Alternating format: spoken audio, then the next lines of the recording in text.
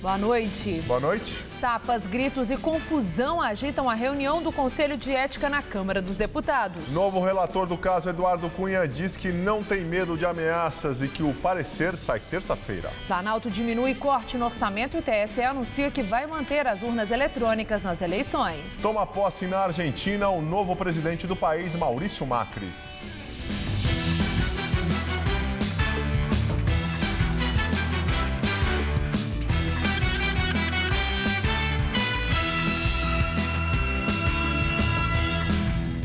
Novo relator no Conselho de Ética do processo contra o deputado Eduardo Cunha diz que parecer deve ser votado na próxima terça-feira. A sessão de hoje teve briga entre os deputados. Os deputados Zé Geraldo, do PT do Pará, e Wellington Roberto, do PR da Paraíba, bateram boca e tiveram que ser contidos. A discussão aconteceu quando aliados e opositores do presidente Eduardo Cunha discutiam sobre registro de presenças no plenário do Conselho. Bagunçando é você! Quanto o Cunha? Bagunçando é você! Fica bagunçando aqui atrás. Você é bagunçando! Vai bater aqui! Ele que tocou em mim! Ele que tocou em mim!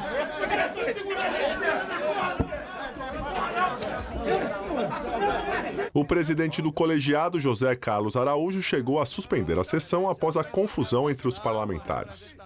Vou suspender por 5 minutos a sessão. Está suspenso. Você que é filho da égua! Você que vem tocar em mim primeiro! Eu estou falando! Você tocou em mim! Aí ele aí, Você tocou em mim! Segura o seu PC aí, pô! Segura ele aí! Você tocou em mim! Eu tô falando, ele vem me meter numa sujeira dessa! Você que toca em mim! Você me respeita! Depois, a sessão seguiu e o novo relator do processo contra Eduardo Cunha, deputado Marcos Rogério, do PDT de Rondônia, afirmou que apresentará seu parecer na próxima terça-feira, dia 15, e garantiu que ele será pela continuidade da ação contra Cunha, acusado de ter mentido à CPI da Petrobras quando negou ter contas no exterior. Nesta fase, se verificam aspectos formais. Quem fez a representação tinha legitimidade para fazer? A tipicidade, ou seja, a conduta alegada, representa quebra de decoro, ofensa ao decoro parlamentar? Há justa causa, o assunto é relevante para ser investigado e há legitimidade passiva? Presentes esses pressupostos, a representação tem que ser admitida e aí então começa efetivamente a investigação. O deputado disse ainda que não teme ameaças. A fala se refere às declarações de seu antecessor, Fausto Pinato, de que ele e sua família foram ameaçados. Segundo Marcos Rogério, a ameaça não muda voto de parlamentar e, na visão dele, só tumultua o processo. Direto de Brasília, Josias de Souza fala sobre essa briga na Comissão de Ética. Nesses tempos em que o Congresso Nacional se confunde com uma delegacia de polícia, como poucas vezes os brasileiros têm acompanhado as sessões da Câmara e do Senado, seja pelas TVs legislativas, seja pelo noticiário convencional. E as cenas oferecidas não são agradáveis. Não bastasse o fato de ter as duas casas presididas por pessoas envolvidas em escândalos, o parlamento começou a produzir cenas de pugilato sem se preocupar com as crianças que estão na sala. Hoje, numa sessão do Conselho de Ética da Câmara, por muito pouco, 2 deputados não se engalfinharam. Um defendia Eduardo Cunha, o outro atacava Eduardo Cunha, de repente o tempo fechou, os dois se ofenderam, um bateu na mão do outro, se levantaram da cadeira e tiveram que ser contidos pelos colegas para não sair rolando pelo chão, trocando socos. O plenário da Câmara já tinha registrado cenas ainda mais deploráveis no dia da eleição dos membros da comissão especial que vai analisar o pedido de impeachment contra Dilma Rousseff. Deputados quebraram urnas, danificaram computadores, empurraram-se, ofenderam-se. Teve até um deputado que deu uma cabeçada no outro diante das câmeras. Vivemos, de fato, tempos patifes. Às vezes é preciso perguntar o que é um parlamento. Numa definição simples, o parlamento é uma invenção das sociedades para resolver os seus conflitos sem precisar recorrer à violência. No parlamento, a arma é a palavra, não os punhos. Ali as coisas se resolvem ou por consenso ou no voto, não na porrada. Eu não sei quanto a você, mas às vezes fico imaginando que país maravilhoso, magnífico seria o Brasil se de repente baixasse em alguns prédios públicos de Brasília um surto de ridículo. Boa noite. Deputado federal Cabo Daciolo, atualmente sem partido, pede impeachment do vice-presidente Michel Temer. O argumento do deputado do Rio de Janeiro é o mesmo usado contra a presidente Dilma Rousseff. Segundo o parlamentar, Temer também teria praticado crime de responsabilidade ao assinar decretos de abertura de crédito conhecidos como pedaladas fiscais. No exercício da presidência, entre novembro de 2014 e julho deste ano, Temer assinou 7 decretos que abriram créditos suplementares de 10 bilhões e 800 milhões de reais. Em sua defesa, Temer disse que agiu em nome de Dilma. Ele afirmou que nas interinidades o vice apenas assina documentos com prazos que estejam vencendo e cumpre as rotinas de governo. Ele também afirmou que o vice não formula a política econômica ou fiscal. O presidente nacional do PSDB, senador Aécio Neves, anunciou que amanhã o partido vai entrar com uma representação junto à Procuradoria-Geral da República por entender que a presidente Dilma Rousseff usa o cargo para se defender. Segundo ele, Dilma não deve discursar ou convocar reuniões relacionadas à sua defesa no processo de impeachment no Palácio do Planalto. O PT sempre teve uma enorme dificuldade de diferenciar aquilo que é público daquilo que é privado, aquilo que é público daquilo que é partidário. Portanto, essa defesa deve se ater no âmbito pessoal da presidente da República e, obviamente, também no âmbito partidário. O presidente do Senado, Renan Calheiros, se reuniu com o presidente do STF, o ministro Ricardo Lewandowski. No encontro, eles trataram da possibilidade de funcionamento da Corte na eventual convocação extraordinária do Congresso para decidir o processo de impeachment da presidente Dilma Rousseff. Renan disse que, por enquanto, não está decidido. O governo quer que os parlamentares agilizem a análise do pedido de impeachment e não entrem em recesso. A oposição, porém, considera melhor deixar a votação para depois do recesso, que termina em fevereiro. Se não for aprovada a convocação, os parlamentares param no dia 23. O governador de São Paulo, Geraldo Alckmin, disse que o PT era o rei do impeachment. A declaração de Alckmin foi dada em Brasília, onde inaugurou o escritório de representação do governo paulista. No local estavam parlamentares tanto da base governista quanto da oposição. Alckmin voltou a dizer que discutir processo de impeachment não é golpe. O impeachment é previsto na Constituição brasileira e a Constituição brasileira não é golpista. O governador afirmou ainda que o PT era o rei do impeachment e entrou com processos contra os ex-presidentes Fernando Collor, Itamar Franco e Fernando Henrique Cardoso. Em jantar natalino, ministra da Agricultura Cátia Abreu, do PMDB, sentiu-se ultrajada por uma frase de José Serra e jogou uma taça de vinho no senador do PSDB. Em meio à crise política em Brasília, estavam confraternizando no jantar o vice-presidente da República, Michel Temer, o presidente do Senado, Renan Calheiros, e outros políticos. O encontro foi na casa do líder do PMDB no Senado, Eunício Oliveira. Segundo Cátia Abreu, durante o jantar, o senador José Serra perguntou se era verdade que ela era muito namoradeira. A cena terminou com uma taça de vinho atirada pela ministra no senador tucano. No Twitter, Cátia Abreu disse que reagiu à altura de uma mulher que preza sua honra e escreveu ainda que todas as mulheres conhecem bem o eufemismo da expressão namoradeira. Cátia Abreu escreveu ainda que Serra foi infeliz, desrespeitoso, arrogante e machista. Ao jornal Folha de São Paulo, o senador alegou ter feito uma brincadeira com intenção de elogio. O tucano disse que se desculpou e que sempre teve respeito pela ministra. Em 2010, Cátia Abreu, então filiada do DEM, apoiou o senador Serra na eleição presidencial. Hoje, no PMDB, é uma das ministras mais próximas da presidente Dilma Rousseff. O governo federal revê corte de despesas e Tribunal Superior Eleitoral afirma que, com isso, as eleições de 2016 contarão com urnas eletrônicas. Em nota, o TSE afirma que a União revisou o corte de 428 milhões de reais que faria no orçamento da Justiça Eleitoral. No final de outubro, uma portaria assinada pelo presidente da Corte, ministro Dias Toffoli, dizia que o contingenciamento determinado pelo Executivo inviabilizaria o voto eletrônico e que o país poderia ter eleições para prefeitos e vereadores em voto de papel. A revisão vai permitir a contratação das urnas eletrônicas ainda neste mês, ao custo de cerca de 200 milhões de reais.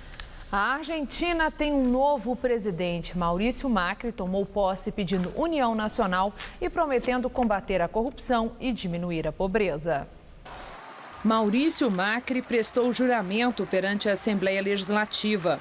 O empresário de 56 anos, conservador e ex-prefeito de Buenos Aires, ganhou a eleição presidencial no mês passado e tem o desafio de recuperar a economia. Em discurso de 27 minutos, o novo chefe de Estado disse que vai ser implacável no combate à corrupção, sem tolerância. Vou ser implacável com todos aqueles que de qualquer partido ou filiação política. E ressaltou que não há princípio ideológico que possa justificar a corrupção. Macri defendeu a independência do Poder Judiciário, afirmando que durante sua gestão não haverá juízes macristas ou militantes de um partido e convocou todos os partidos políticos ao diálogo. O novo presidente também reiterou as promessas de combater o narcotráfico e diminuir a pobreza. Na Casa Rosada, recebeu a faixa presidencial e o bastão de Federico Pinedo, líder do Senado. A presidente Dilma Rousseff se atrasou para o juramento e participou apenas da cerimônia na Casa Rosada. Cristina Kirchner e seus aliados não foram à cerimônia. Ela teve uma despedida dos simpatizantes na Praça de Maio. Cristina anunciou a ausência depois da determinação da Justiça em antecipar o fim do mandato dela para a meia-noite de ontem. Gracias por tanta felicidade. Gracias por... De volta aqui ao Brasil, pressionada pela notícia de que a agência Moody's colocou a nota do país em observação para o rebaixamento, a Bolsa de Valores de São Paulo fechou o dia em queda de 1,04%. Já o dólar subiu, a moeda norte-americana valorizou 1,69% e ficou cotada a R$ 3,80. E agora vamos ao comentário de economia com Denise Campos de Toledo. O mercado tem se mostrado muito instável por tudo que está acontecendo aqui e por fatores externos. Mas a pressão de hoje está diretamente relacionada a esse provável novo rebaixamento da nota de avaliação do país. A agência internacional Moody's já colocou a nota em observação. Isso quer dizer que pode rebaixar em até 90 dias. O Brasil já foi rebaixado pela Standard & Poor's alguns meses atrás, mas 2 rebaixamentos complicam mais a situação. Além de menor entrada de recursos externos, o país pode ter mais dificuldade para obter crédito e até perder dinheiro já aplicado aqui. Por uma questão de regulação, grandes investidores, como fundos de pensão, não podem deixar o dinheiro em países que não têm grau de investimento, que não são considerados confiáveis. E o Brasil está entrando para este time. O governo não conseguiu cumprir a meta fiscal, tem um rombo histórico nas contas públicas e nenhum plano convincente que vai administrar melhor a situação. A crise política pode dificultar ainda mais a tramitação de matérias que poderiam ajudar a colocar a casa em ordem. E ainda temos uma deterioração muito rápida dos indicadores econômicos, como inflação, nível de atividade setorial, desemprego. A renda média do brasileiro vai ter uma queda real este ano, o que não acontecia há mais de uma década. E o pior é que em 2016 podemos ter uma crise bem parecida, com um custo social ainda maior. O ministro da Fazenda, Joaquim Levy, em evento hoje, lembrando do futebol, falou que time rebaixado sempre pode voltar à divisão que pertence. É fato. Só que um time jogando com rivais mais fracos já pode voltar em apenas um ano. No caso de um país, isso pode levar vários anos. Não basta ser melhor que os times mais fracos. É preciso superar as próprias ineficiências, mostrar que merece mesmo estar entre os melhores. Eu volto na segunda. Até lá. O doleiro Alberto Youssef prestou depoimento hoje ao Superior Tribunal de Justiça e afirmou que repassou 30 milhões de reais à campanha de 2010 de Sérgio Cabral, que foi governador do Rio de Janeiro. Ele afirmou que o dinheiro que teria ido para o Caixa 2 da campanha veio de um contrato superfaturado da Petrobras, que teve a participação do ex-diretor da estatal, Paulo Roberto Costa. Em nota, Cabral afirmou que está indignado por ter seu nome envolvido no caso. Superior Tribunal de Justiça decide manter as prisões do presidente da Andrade Gutierrez, Otávio Azevedo, do executivo Elton Negrão e do publicitário Ricardo Hoffmann. Todos são suspeitos de participar de fraudes em contratos com a Petrobras, investigados na Lava Jato. Na próxima semana, segundo o STJ, será julgado o pedido de liberdade do dono da Odebrecht, Marcelo Odebrecht, que também está preso desde junho. Quem já está pensando na ceia de Natal precisa preparar o bolso. Só o preço das carnes, que o brasileiro tanto aprecia, teve um aumento de quase 10% em relação ao ano passado. A Associação Brasileira dos Supermercados espera um Natal mais caro esse ano em relação a 2014. A começar pelas carnes que o brasileiro gosta de servir na ceia. O peru, o tender, o chester, o pernil, todos eles tiveram uma alta acima de 9% nos últimos 12 meses. O bacalhau subiu 14%. O quilo, que custava cerca de R$ 40 no ano passado, agora beira os R$ 50. As frutas secas avançaram 13,2% e o vinho importado 24,3%, impulsionado pela alta do dólar. Agora, para saber o que esse aumento de números quer dizer, a gente veio com a dona Lúcia para acompanhar a lista de compras dela e saber quanto é que ela vai pagar mais esse ano em relação ao ano passado. Aqui no Mercadão da Lapa, na zona oeste de São Paulo, a dona Lúcia foi primeiro atrás da carne bovina. O que a senhora vai pedir? Contrafilé. Quanto é que está o contrafilé? R$ 25,99. Caro ou barato? Um pouquinho caro, mas eu vou ter que levar. Depois, foi a vez da castanha. Quanto é que a senhora pagou? R$ 30 o quilo. Quanto esperava pagar? Um pouquinho menos, né? O bacalhau também decepcionou. A dona Lúcia gastou R$ 50 no quilo e previa no máximo 40. No fim, o balanço das compras não foi muito positivo, não. Como é que tá no geral? Tá um pouco mais caro, um pouco mais barato? Eu estou achando salgado, viu? Tá caro. Com os preços altos, tem gente que vem ao Mercadão só para comparar os preços, como a Elizabeth. O preço está absurdo, muito ruim. E aí, qual que é o jeito? O que dá para fazer? A gente procura o mais barato. Vai pesquisando e procura o mais barato. Daqui a pouco, os detalhes da previsão do tempo. Homenagens às vítimas dos atentados de 13 de novembro. Madonna faz show surpresa em Paris, perto de um dos locais dos ataques. A fábrica onde João Paulo trabalha fechou um novo contrato de exportação. Bom também para os empregados de uma empresa que produz poltronas para os ônibus. E para a Poliana, que costura capas para essas poltronas. Quando uma empresa exporta, outras ganham. Quando muitas exportam, o Brasil inteiro ganha. Com o Plano Nacional de Exportação e o apoio do BNDES, as empresas brasileiras podem vender e exportar cada vez mais. BNDES, o Banco Nacional do Desenvolvimento.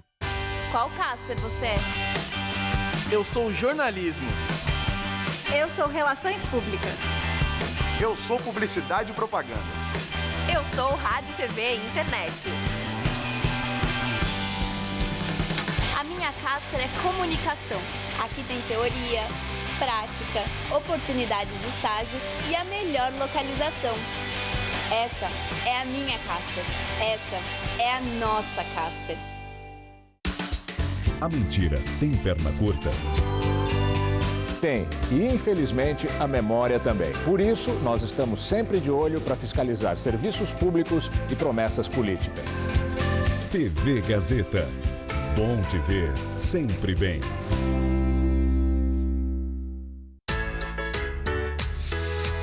Tá vendo só? Aqui todo mundo é osso duro na queda. Sabe por quê? Porque eu tomo Calcitran. Eu também tomo Calcitran. Eu também tomo Calcitran há muito tempo. Calcitran combate a osteoporose e a vida é outra coisa. Você vive com mais saúde. Mas não tome um cálcio qualquer. Tome Calcitran. Com Calcitran você pode confiar no resultado. Aqui, todas nós tomamos Calcitran. Por isso, somos duros na queda.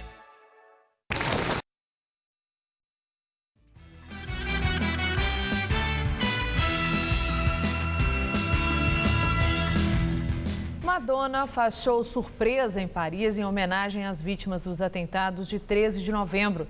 Ataques planejados pelo Estado Islâmico deixaram 130 mortos.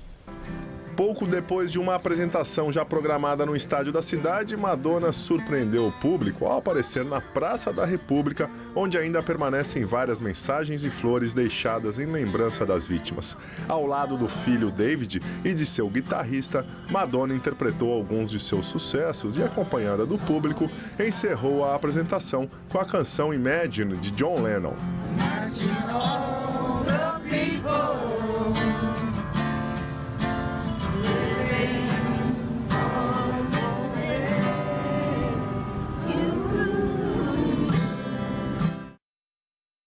São Paulo terá uma sexta-feira de tempo encoberto, mas não deve chover forte. E amanhã o dia deve continuar abafado. Vamos aos detalhes da previsão com Luciana Magalhães.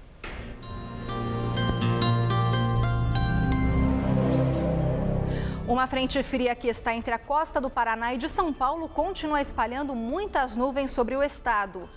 Portanto, a sexta-feira será nublada, com alguns períodos de melhora e pancadas de chuva isoladas. Mas no sul paulista o tempo fica mais fechado e chove ao longo do dia de forma moderada. No centro-oeste, a temperatura cai em relação aos últimos dias e a máxima não deve passar dos 29 graus em Araçatuba e dos 30 em Votuporanga. Já no centro-norte, máxima amanhã de 27 graus em Barretos e de 30 em Ribeirão Preto. E na faixa leste, máxima de 28 graus, tanto em Campinas como também em Caraguatatuba. Amanhã aqui na capital o tempo não muda, com céu carregado desde cedo, máxima de 27. E o fim de semana terá mais sol pela manhã, mas à tarde podem ocorrer pancadas isoladas de chuva, máximas de 29 e 30 graus. A edição das 10 do Jornal da Gazeta fica por aqui. Uma boa noite para você. Fica agora com o Rony Von no Todo Seu. Uma boa noite. A gente se vê amanhã. Até lá.